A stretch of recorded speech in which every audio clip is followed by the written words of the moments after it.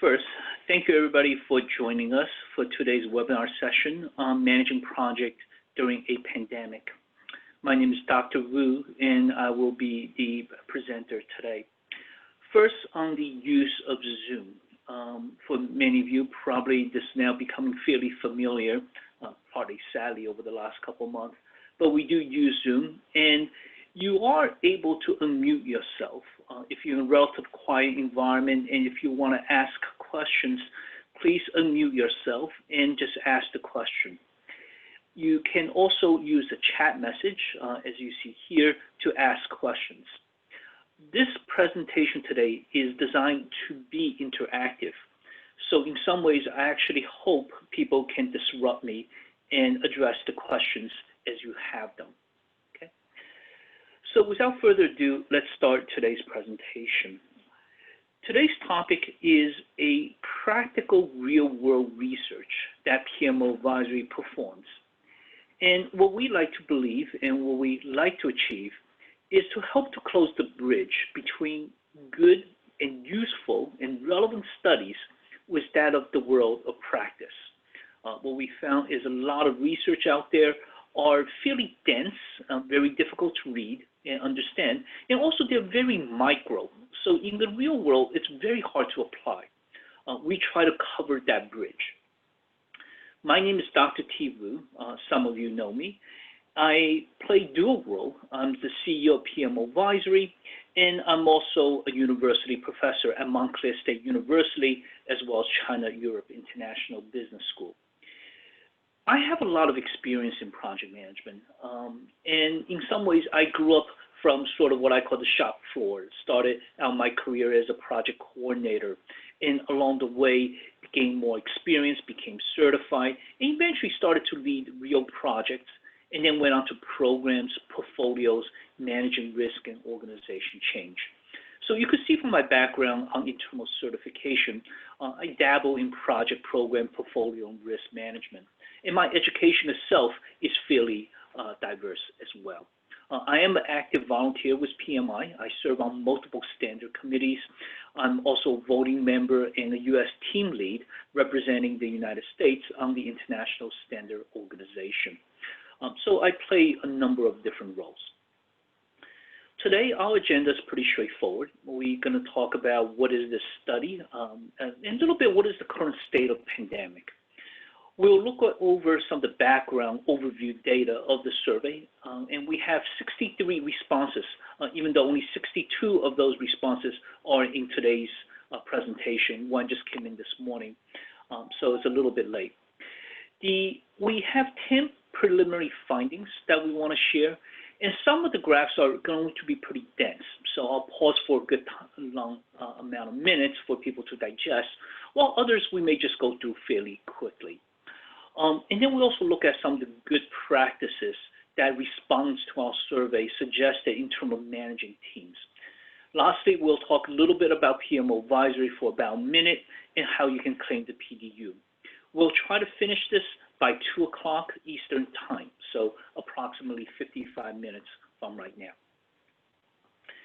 So the purpose study. As I mentioned, PMO Advisory is a real-world practical organization that helps companies conduct training, perform consulting, and what we really like to do is bridge the gap between the sort of the ivory tower of the academic world and that of the real world in which, frankly, all of us roll up our sleeves and get to work. So this study came about partly because we are in the pandemic and partly because we're getting questions from a lot of our colleagues, friends, clients. You know, what should we do? How can we best manage project portfolio, which is another study that we have, and so on and so forth. So we put together this short study.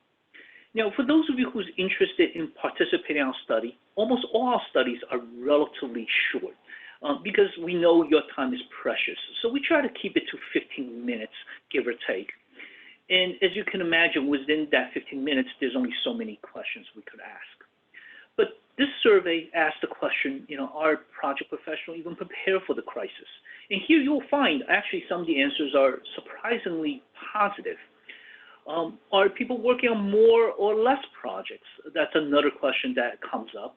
And you could imagine that a lot of you may be very well negatively impacted. And that shows up in the survey too, but there are some surprises. How does the pandemic change the location of people? People still working office, for example, or more remotely. What is the extent of impact across a range of project management performance dimensions? How does it impact schedule? How does it impact scope? What are project managers doing to lead, to tackle, and cope with their situation? And finally, what are some of the good ideas and creative ways? And all of these are fairly original. I know if you search online, you can find plenty of articles, etc. But here we only included the results from the study and from the respondents' feedback. So let's look at the current state of the pandemic. Not surprisingly, it is getting pretty bad. But the world is actually opening up soon. So we have somewhere in the neighborhood of 5.6 million confirmed cases in the world, and you can see the death toll, extraordinarily high. In the United States alone, it is approaching 100,000 and probably will breach 100,000, if not today, by tomorrow. So this is really dire news, and you could see in terms of where we stand. What that means, of course, is for a lot of the parts of the world, organizations, companies are essentially in lockdown, and of course for the right reason. So we started this survey about a month ago. We weren't too proactive about it. Initially, we sent out a couple of reminders to people, but we never really reached out to everybody that we have. What I wanted to do is create a critical mass of answers, responses, and we got 62, which is pretty good. Because from this point on, what we like to do is now try to broadcast it more and even get more people involved. So what you see here, everything is really based on these 62 responses. So a quick overview of sort of the background, who completed this survey. As you can see, about the range of titles that people selected are somewhat to be expected. Project manager is about 26%, and program manager is 24%, and portfolio managers are 16%, which we thought is actually quite interesting because in practical world, I think, there are far more people with the title project manager than, say, program manager, and more program manager than portfolio manager. Here, even though it is clearly that trend, the numbers are actually relatively close. So I'm somewhat excited to see that's happening. Now, part of the reason, of course, is PMO Advisory has always been helping more of the senior project leaders, program manager, portfolio manager. So our sample is likely to be skewed in that direction. And we even have a good number of C-levels, partners or head, as you can see, approximately 8%. So that's a fairly interesting note. The other second graph here shown is the organization type. And here is just the sort of the sector, the major sector. You're in a nonprofit, for-profit organization, etc. And not surprisingly, most of the people tend to be in the for-profit private sector, which is the largest part of the U.S. economy. So that part is not a surprise. What is a little bit surprising is the other category. So I'm actually really not sure what's in it. So there is 2% of the organization in that. But other than that, 23% is in the for-profit and the nonprofit. In our case, we do have a fairly deep background in nonprofit, composed of 13%. The final graph here is just showing the project size that people are working on. And there's really, the only insight here is our survey response tend to work on project of all sizes. So you could see the numbers represented here. What's perhaps a bit surprising is 10% of the people who responded suggested that their project is very, very large, $5 billion or more. Again, that may have to do a little bit with how PMO Advisory customers skew the data. Since we work with portfolio program manager, some of them in various organizations in, let's say, U.S. Department of Energy, their projects tend to be very large. So that's what we suspect to happen here. But the big takeaway is that we just have clients of different size. Or I should say the survey response are of different size. The next is just quickly show you the sort of the industry overview.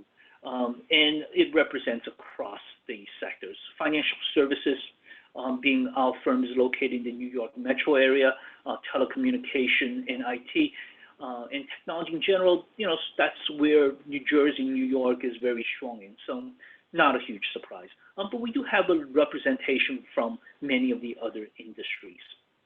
In terms of country, about 62% of the responses are United States by itself, and then the others are split among many other countries, Canada being the second largest one, for example. And then finally, within the U.S. states and territories, again, because we're Metro New York situated, you can see the data points here. But what the last two graphs, or in the various graphs, try to show is really the answer is across a fairly heterogeneous group of respondents. And that, I think, gives us more validity that our data are generally applicable. So let's go into the findings. And here I'm going to share 10 findings, and I categorize them as sort of a surprise, a small surprise, if it's a big surprise, or there's really not a surprise. And you can see how I stated up on top. But the first one is PMs are working on fewer projects. And I don't think that's a surprise. I think that should be expected, given the pandemic, given a lot of companies are in various phases of furloughing their potential employees. Obviously, if you work in the airline industry, about 94% of the flights being canceled. So the impact in some sectors are just devastating. But there are other sectors that's actually quite vibrant. So 39% of the response, for example, reported that they're working on fewer projects, and 15% are working on more projects, which is a small surprise. So there are definitely companies that's doing more. And then almost 50%, 47% remain the same. Now, I call this not a surprise, but if you really think about it, it actually could be a surprise. First of all, only 39% are working on fewer projects. If I had to guess, I would think it's a lot more than that. I would say it's 60 or 70%, for example. So all these numbers are a small surprise, but in the whole, the trend holds pretty well. What are some of the rationale for changing projects? And you could read them here, and most of them are to be expected. Companies either doing less because they want to conserve capital, cash, or just share of the resources that may no longer be working as much. And then companies who are in this unique situation that are able to leverage the pandemic, like education companies, especially if you're online, likely to do more. By the way, this is where the interactivity happens. If people see something that they have questions or just interesting comments, please type a chat message if you don't want to disrupt me, but you can disrupt me. Now, if it gets too noisy, I may mute everybody, but as long as it's reasonable, I'd rather have a more interactive dialogue. Okay. So again, feel free to jump in. So that's our first finding. I would say it's not a huge surprise in terms of the trend, even though the specific numbers are somewhat interesting. Number two, this one is really not a pandemic-related question. It was more for me, my curiosity in terms of setting the baseline, which is really the question that often come up, I think even with many of you probably ask, what should be my level of responsibility as a project manager or as a profession? And my company tends to look at it in three buckets, what we call fully accountable. These are project managers that has both the management responsibilities as well as accountable for the project results. So here, interestingly, 39% of the people has that full accountability, which I thought was pretty high. The semi-accountable are people who probably have the accountability over the process and the management, but maybe partial over the performance. And here is about 32%. And the last are more supportive roles, professionals who are responsible to develop, to manage, run processes, tackle, and make sure the project team is in line to achieve the project goals and objectives, but ultimately they play a support role to, let's say, the sponsor. Here is a little bit less than 30%. So in some ways, it's sort of a third, even though more people are on the full accountable side. So I don't think it's a huge surprise. The major takeaway is, as you look at this information, you could reflect upon how your responsibilities sit. The next one's on the project approach. This is a small surprise, I guess. Partly maybe it's because our customers are skewed in one direction, because a lot of our customers who filled out this survey, they tend to be in more the program and portfolio side. And with those larger initiatives, it's more likely that it follows a more traditional path. But clearly, a majority is using the traditional or predictive methods approach to project management. So to me, that is a small surprise. On the flip side, though, if you look at the adaptive, 27%, and then hybrid. In hybrid here, we put into two buckets. What we meant, even though we didn't describe in the survey, so people probably have a slight different interpretation, the structured hybrid are intentional. So in other words, project, program, portfolio manager at the beginning of the project probably thought through, this project is best to use a more hybrid approach. The company may have a hybrid methodology. The unstructured are a little bit closer to the ad hoc. So they were more reactive, right? So the good news here you can see is clearly the first three tend to dominate. So that's a little bit of insight. Approximately 90% of the people who filled out a survey are in a very structured environment. The agile, as you can see here, if you add the adaptive, the hybrid structured, and the hybrid unstructured, itself is over slightly 60%. Slightly less than 60%, but pretty close to 60%.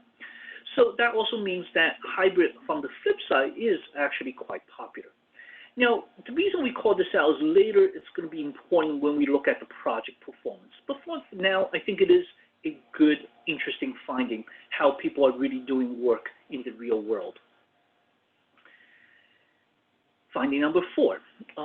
Not a huge surprise, perhaps the small surprise are in the magnitude of the difference. So here, as you can see, we ask where do people sit? How are people working? Are people working remotely? And we ask what's before the pandemic hits, what happens after the pandemic, and what are the changes. So co-location, not a surprise. As you can clearly see, a lot of people essentially went from before 42% of the teams are co-located, now down to 13%. If anything, you could argue the surprise is why, still 13%, are people still getting together 13% time. Multi-site shows essentially the same thing. So these two numbers are very consistent. A lot of international big projects have multiple sites. And clearly a lot of people now working virtually.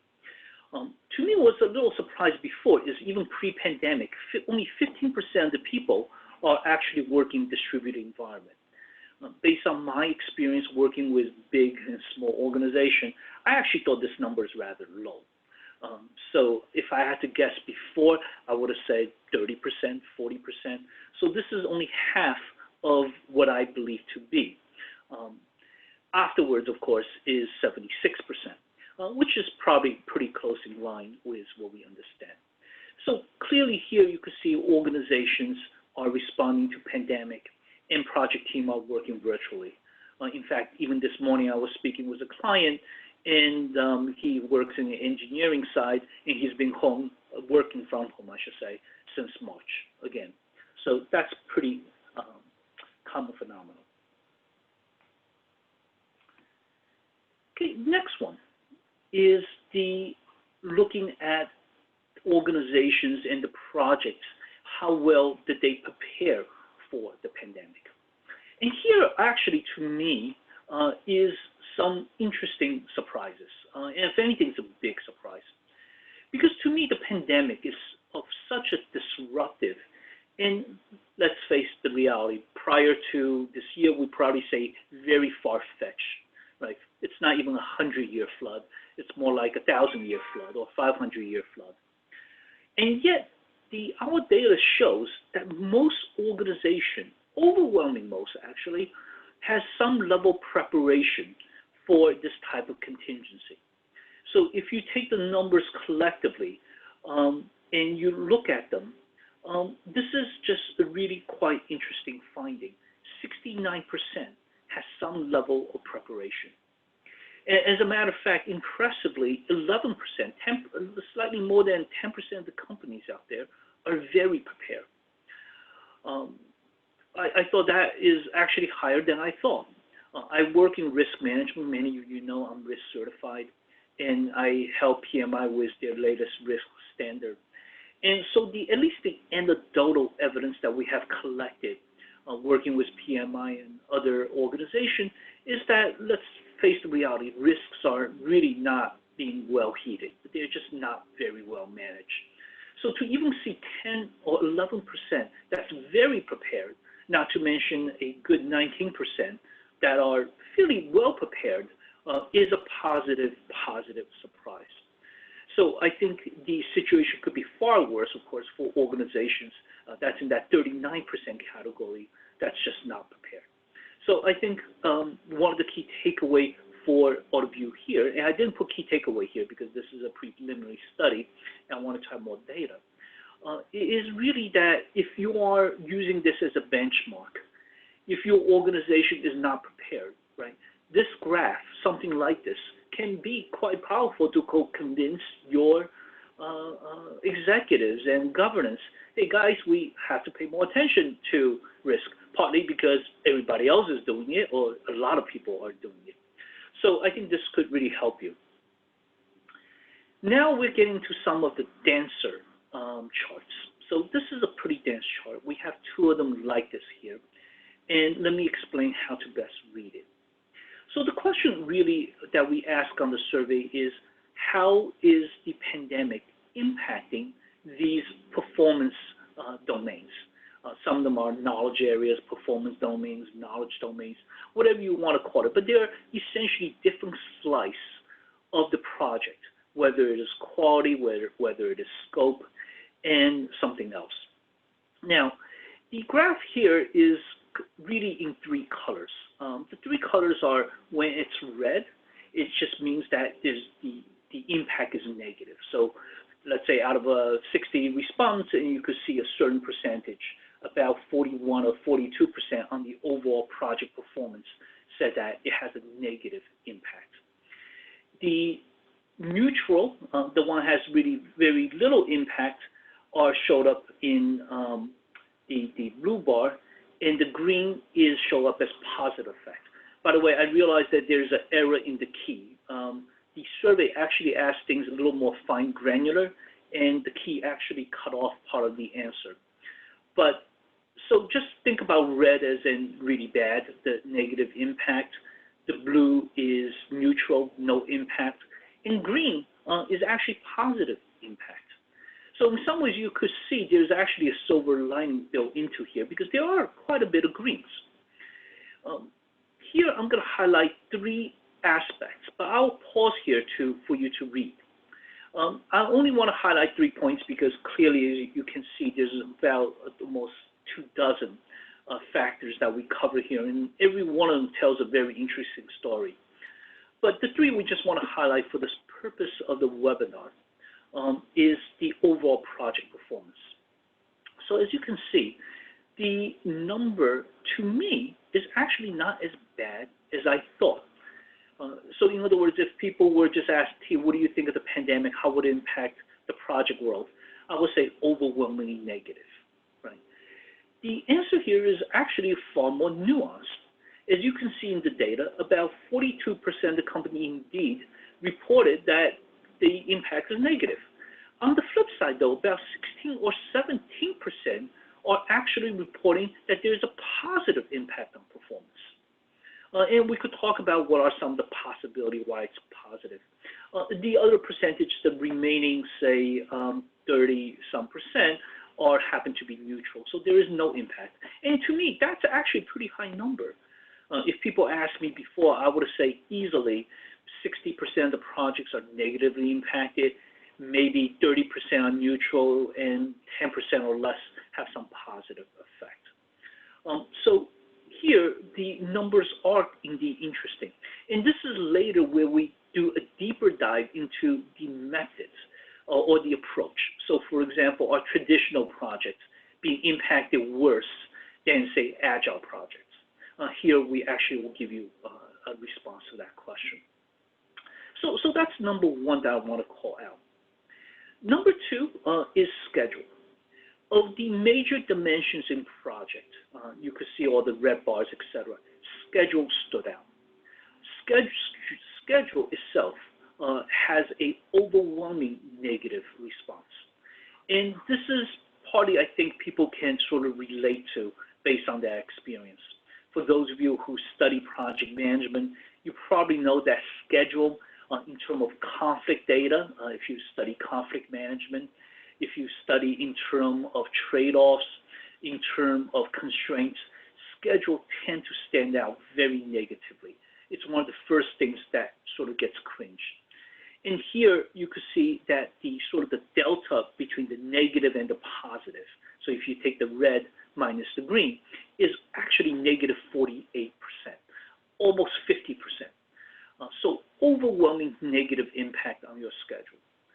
So if you're, for example, working on a project and your schedule is not that badly impacted, good for you. Something you're doing is doing it right, because about 50% of the project are negatively impacted. The third point is on governance, on the flip side. And this, to me, wasn't a huge surprise, even though it was good to see it in the data. Governance is how companies or project teams make decisions, whether it's steering committees, the process for escalating, making difficult decisions such as trade-off. Governance is how the project overall is guided. And here, quoting on number 3, is that if you take out the positive and the negative, it actually almost balances out.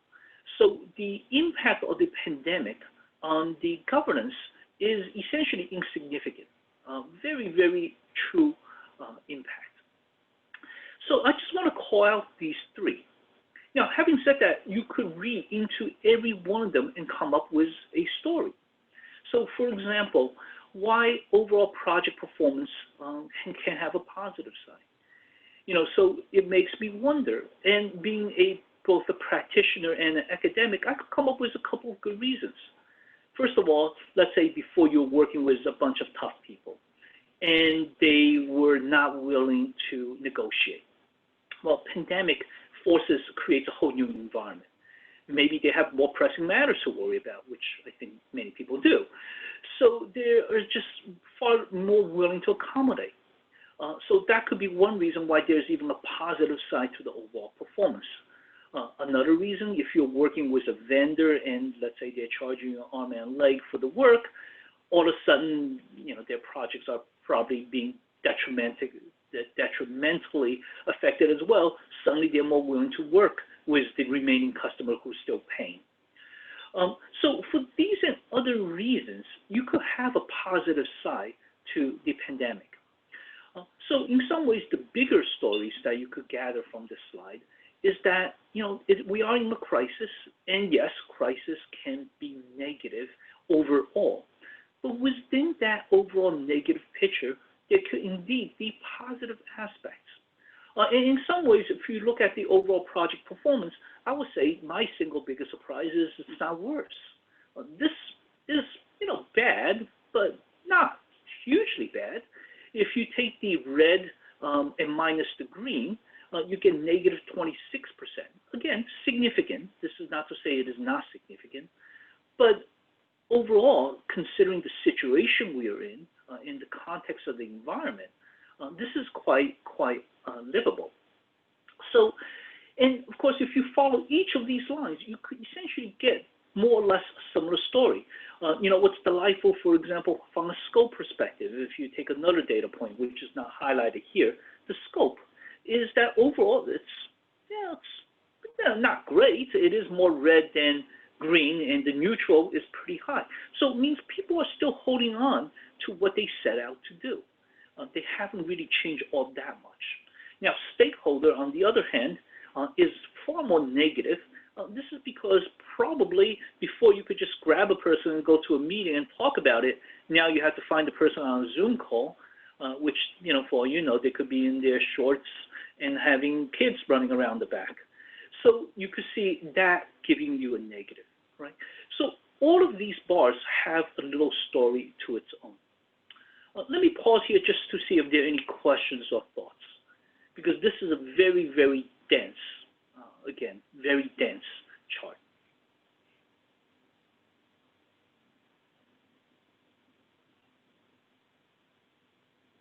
Okay, we'll move on.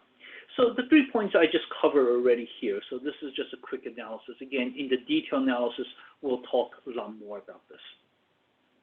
Let's look at finding number 9.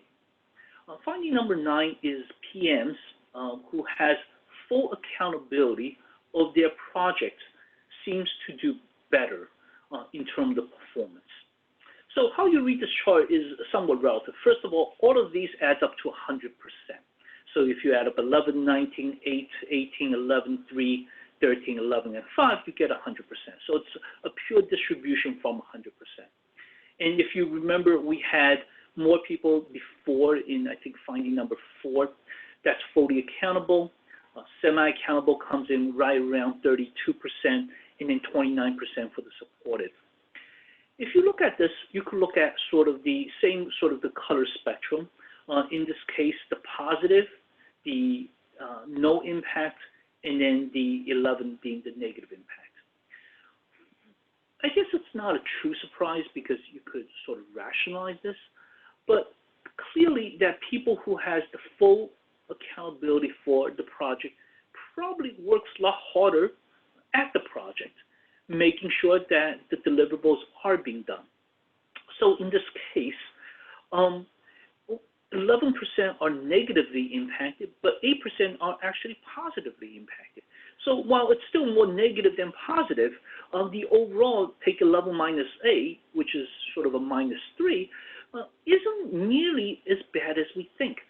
Clearly when you go into being a supportive role, project professional, let's say working with a sponsor who's really more accountable, clearly you could see the delta between the 13 and the 5% is now 8%, is a lot higher. And that's even true for semi-accountable, which in some cases is the worst, because you probably have multiple heads and multiple people maybe in a team that's accountable, and so you really don't have a single point of accountability. So this data really is quite matches our basic understanding of project and project leadership. By the way, there is a small error here. The color should have been green, blue, and red, but I think when I pasted the graph into Excel, somehow it changes from Excel to PowerPoint. So apologies here, but they should have been more consistent in the same color. Okay. I think I may have my numbers mixed up because I know before was 9. So this is number 9. And by the way, just so everybody knows, I actually put this together, and by the time I was done, it was 2 a.m. in the morning yesterday. I was having too much fun with data and got a little tired. So my apology for the small error. This here is what we compared the methodology or the overall project approach and compare it to analyze it in conjunction with the sort of the negative impact and positive impact. Now here, to me, there is actually a big surprise. So if you look at predictive, for example, overwhelmingly, you could see that it is negatively impacted. Smaller portion has no impact, and only a very small, approximately less than 1/4 of the negative projects has a positive effect, right? So it's not everything negative, but there is some positive. to it, but it's very small. And this story is largely similar to even the adaptive or agile. Here, even though there's fewer projects are negative impacted, but not many are positive impacted. They're just more neutral in the middle. So in some ways, you could argue agile is a little bit more resilient in terms of the project performance in the state of pandemic. What's interesting is the middle one. This is, for me, is fascinating, and this is probably one area that in the final report I will look at it more closely. And of course, I'm hoping that I have also more data points. But here, what is essentially saying, in the hybrid world, the overall impact is zero. So you have overwhelming majority of the project using some kind of structured hybrid that has no impact. So in other words, they're resilient to start with. And then even though there are projects that's negatively impacted, arguably there are also projects that's positively impacted. And you could see these two bars are almost identical in size. The actual number is about difference by 1%. So 1% is more negatively impacted. But again, that's largely insignificant. So what this is saying is in a hybrid structured approach to project management, and usually what that means is that it means that the project managers in the organization tailor and customize the project management methodology or the way of doing things toward their particular project. So a lot more attention is put into how to actually implement the project than, let's say, adopting off-the-shelf Scrum or extreme programming or traditional waterfall. So in some ways, I am very, very delighted to see this because I have been a big advocate of organizations that you really should, yes, you could always start out as one of the good practices out there. But every organizations are different. We have different routes to the point where we are today. They have different maturities. They have different people. They have different politics. So the most effective project methodology for companies are really the ones that they spend time trying to figure out and how to make it their own.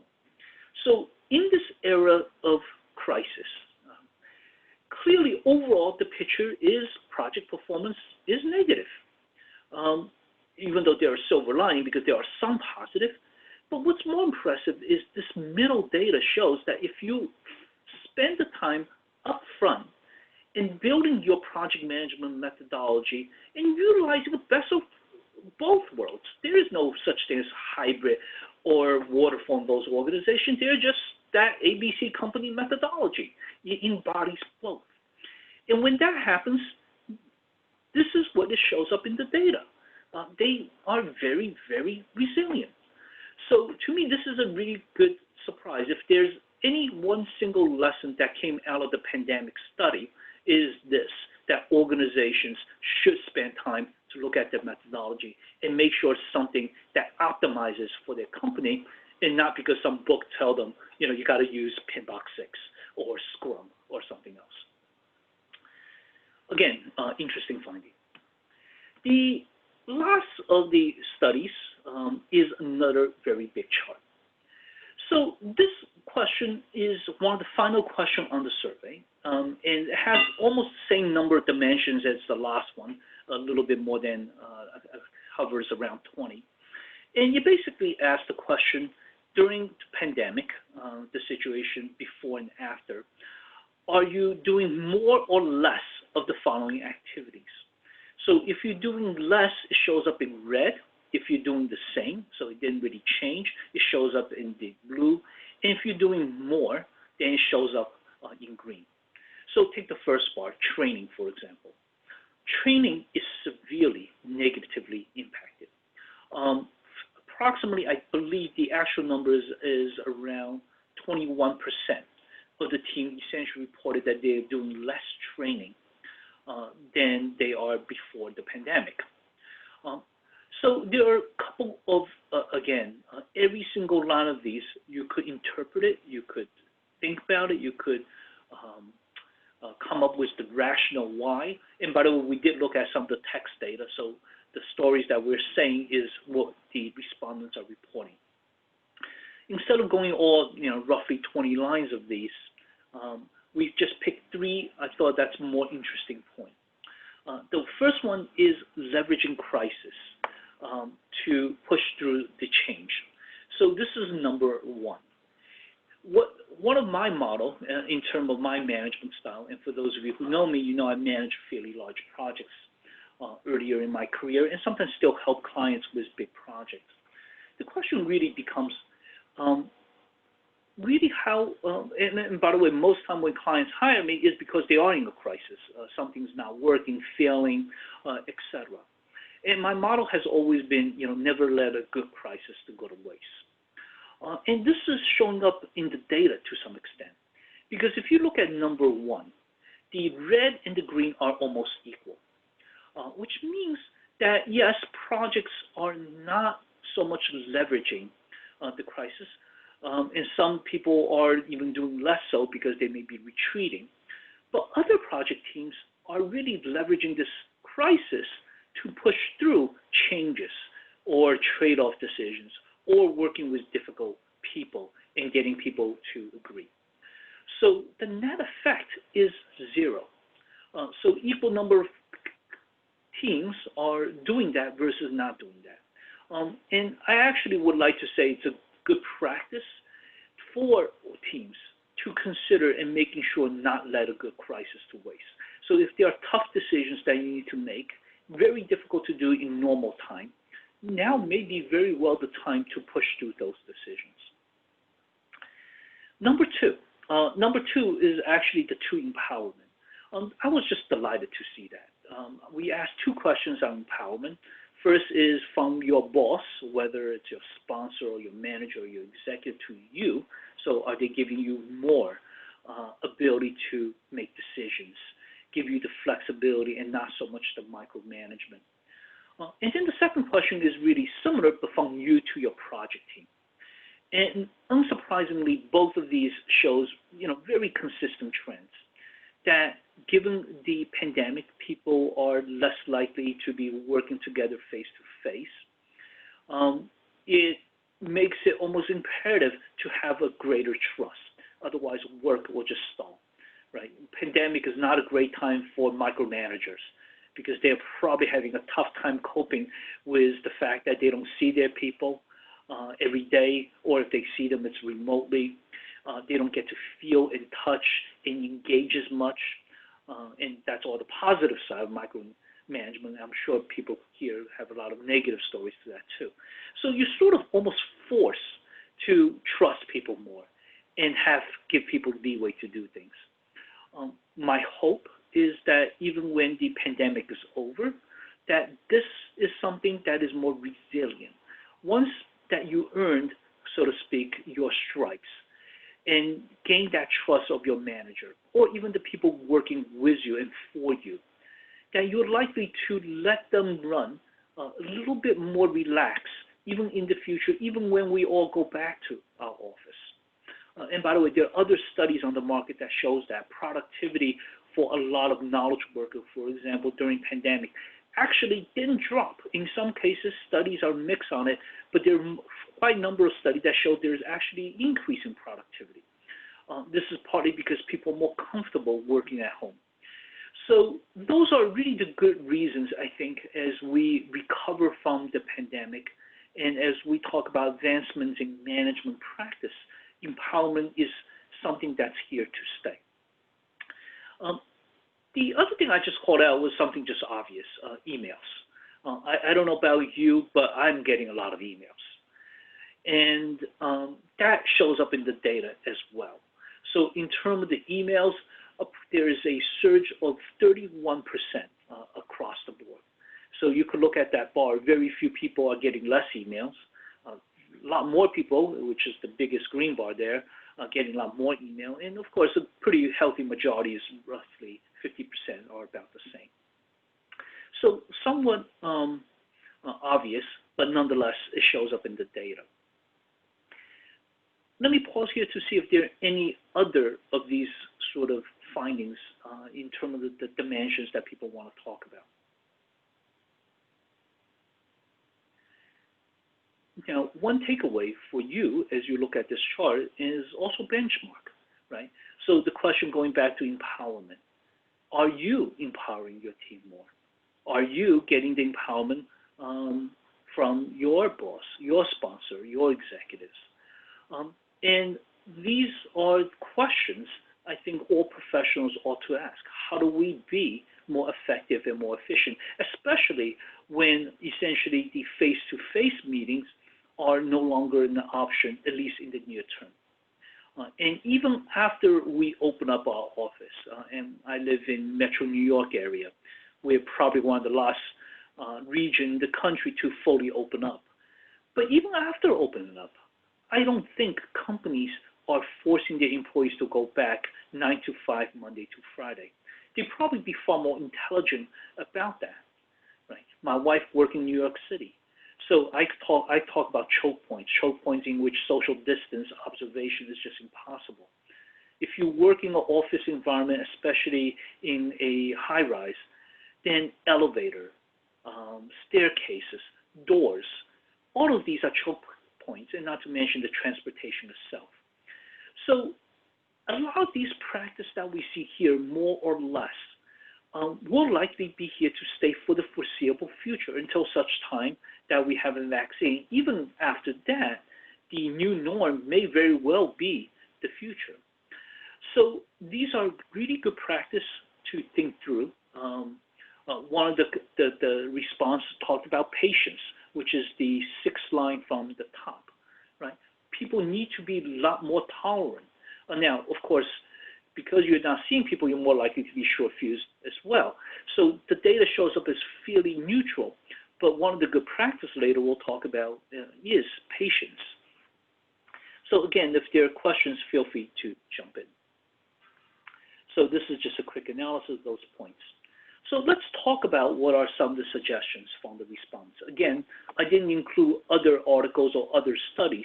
I just want to talk about the findings from the research itself. So first one is patience. One of the respondents very nicely said that the project managers, professionals, need to have more patience with their team member because they're also coping with their personal situation. In this case, it went on to say, you know, the team members may be working from home. They're now, congratulations to them, they're teachers as well, homeschooling their kids. I know that pain. I have a little bit of that as well. And you may have kids running around the background. So there needs to be that degree of accommodation. The second point is demonstrating care for the team members. So they know that they're not just, you know, another FTE, another number in the project team. And I think that's really worthwhile to know. 3, more team bonding via informal meetings sometimes to uplift morale and address mental well-being. Zoom happened to be mentioned by a number of people as a popular tool to engage. So that's pretty straightforward. Number 4, conduct fun activities during team meetings and sometimes involve team members, family members, as well. And I had that experience with a client recently. She had a really, really cute kid, and just, you know, sort of jump in, sort of Zoom bomb the meeting to some extent, but with a really good, happy drawing that she did. That was the delight, actually, of the meeting. I remember more of that than the actual meeting content itself.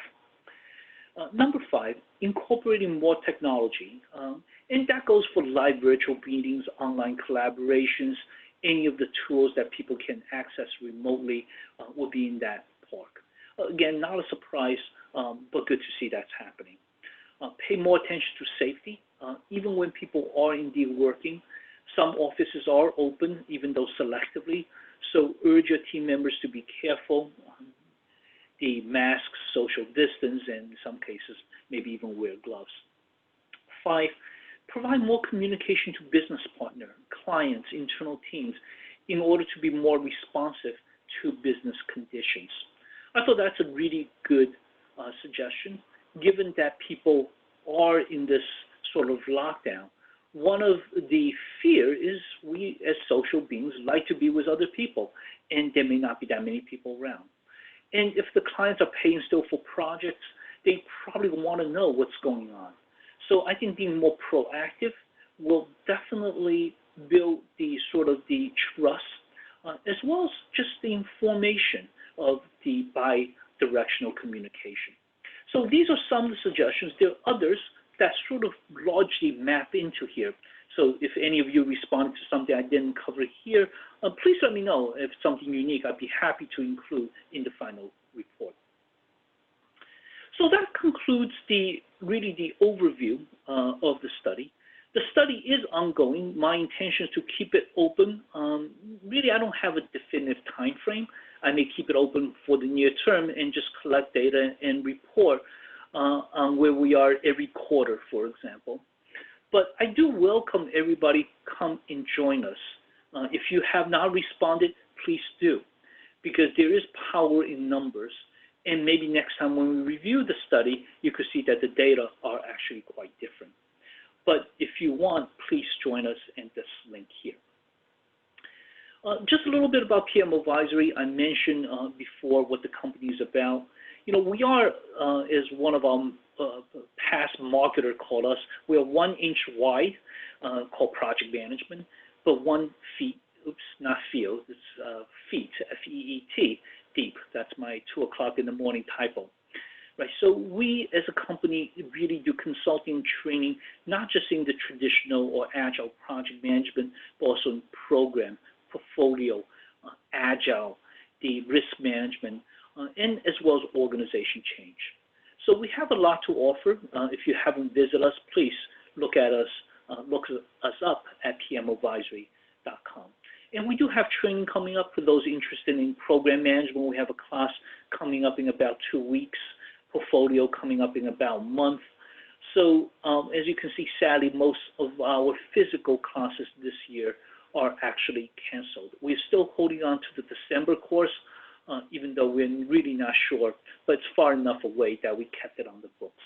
So we move a lot of things online. We have other studies, and we are actually building a new website, which I'll announce at a later date, but that will enable to give us better reach to help you and also help us. So if you are portfolio managers, for example, or interested in portfolio management, please join us on this study. This study looks at the landscape of portfolio management. What we found is too many people are pigeonholing to a particular hole, thinking this is the world, the world is flat. Or if you're in a well or you live there all the entire life, all you see is the well, thinking the world is the size of a well. Well, if you're a little frog and jump out of that, I'm sure you'll find a very different world. So what we want to do is spearhead more the development in portfolio management and trying to understand what are the various diverse type of portfolio and portfolio management practices. So this is another short study. Again, most of our surveys design around 15 minutes, maybe 10 minutes will even be able to do that. So please join that survey if you're interested. Lastly, just to show a couple of books that we recommend people always read. These are books that I have personally contributed to.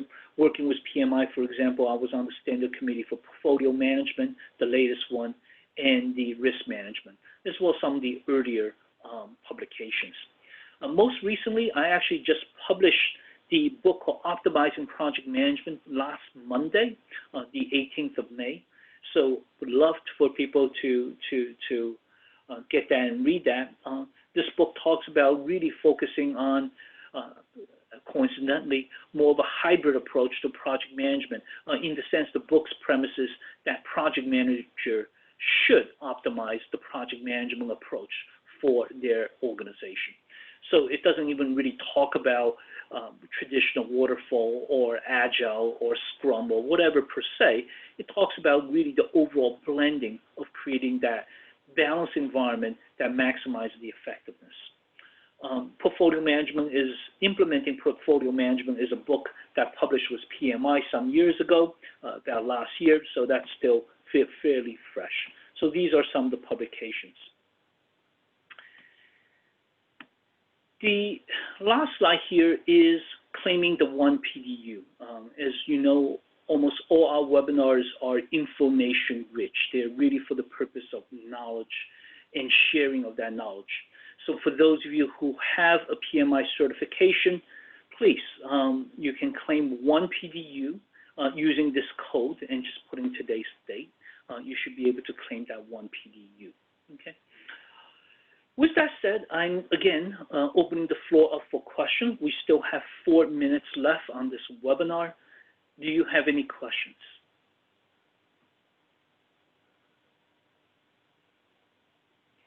Okay, there's a question. Excellent. Will you be sharing the slides? Good point. So, Crystal, we normally don't share the slides, even though in this case we are creating a preliminary report. So something you see, a version of that will be available probably sometime next week. In terms of this presentation, it is being recorded, and we will share the recording in our website. So if you go to pmoadvisory.com/webinar, there you could see our collection of past webinars, and once we finish this, we'll post this as well. So you could find that, let's say, by the beginning of next week. So this is being recorded. Thank you for asking the question. Are there other questions? Okay, good. Other people also have the question. For those of you who want to stay in touch, this is my company's email address. You could just email there, and my team will forward to me as well. That's all I have. If there's no further question, I'm going to end the call. So going once, twice. Oh, okay, one other question come in. Do you see team dynamic distributed from over meeting virtually? Do you recommend day without meeting during the pandemic? This is a really good set of questions, Jose. So I don't necessarily advocate formal meetings unless there is a need to. Organizations have formal meetings for me really mainly for two purposes. Of course, there could always be more than the two, but these two are the two main purposes. One is that you want to build a culture. So a meeting does become a routine. Now, if it's a routine meeting, make sure it's as short as possible, make sure you always have agenda, and make sure there's a mechanism to cancel. So if you don't have a worthwhile agenda, absolutely don't have that meeting. The second purpose, of course, is more action-driven type of meetings. And those meetings you have on as needed basis. And those meetings are usually triggered by some event or some issues or risks. So my general, and using those two sort of rule of thumb is, on one hand, I do recommend having some kind of regular session. People's schedule are hectic. So if you don't hold a time under having some, let's say, regular checkpoint, it's very hard to get on the schedule. On the other hand, please, using it sparingly, make sure it's not every day. And then the second type of meeting, those are dealing with issues. You definitely want to have those meetings for reasons, not just because you want to have a talk. Now, in the era of given the pandemic, sometimes you may just want to check in. So it does break some of the usual rule a little bit. But of course, you do it because you sense that there's a need to. And the other party is receptive to having that initial, additional meeting. So I do think the team dynamic is distributed. What would be ideal is using a tool like Slack or others that does give the team the ability to quickly communicate as if they're next to each other. But obviously with the building understanding and the patience that even though people may very well technically be working in that hour, they may have to run to attend, let's say, their kids is climbing on a sofa ready to fall, right? So those are the accommodation I would make. Let's see, I think there's another question. Is how do you prevent micromanagement? How do you monitor people are working and not slacking where they are remote? That's another really excellent question. There is no easy answer to it. I struggle with that even from my company perspective. So PMO Advisory, for example, uses remote resources. And it is very hard for me, the definition that they're remote is that I'm not there. So I think there's a couple ways to do it. One is, as a manager, as a project manager, you need to have some sense of productivity level, right? So using programming, right? If you are writing, let's say, creating user stories, right? How long does it take to create an average user story? and how well the person is doing. So you have to have some internal engagement, internal gauge of productivity. The second is, of course, if you really find that your gauge is off, you have to readjust. But if you don't trust the gauge, this is where you do have to do perhaps a little bit more micromanaging, meaning check, request, check, follow through. This would be very helpful if you have a more better and automated project management tool. So you could clearly see people are working, logging their hours against certain activities, and et cetera. But I would say you only micromanage when you are not certain, skeptical, or when you're outright doubtful, cynical, because that takes away from the empowerment. I would like to believe that, especially in this economy with unemployment probably going to hit somewhere in the neighborhood of 20 to 25%, people value the job that they have. So in this case, there are built-in mechanisms for people to be working more harder. But at the end of the day, a lot of the classic management principles still applies. Communicate, always be clear about your expectation, follow through, and if you need to check and trust but verify. Okay. Excellent questions. Are there other questions? Okay. The questions say the contact slide. The contact slide is my company's generic. For any of you who want to contact me directly, it's twu@pmoadvisory.com. Thank you, everybody, for joining us. Now I'm going to go to sleep and doing one of my favorite activities, which is slouching on a sofa. So if there's no further questions, I'm going to end today's call. Again, thank you very much for everybody joining us. I hope you found this to be very informative. Have a wonderful day. Be safe. And hopefully something here you can apply. Thank you, everybody.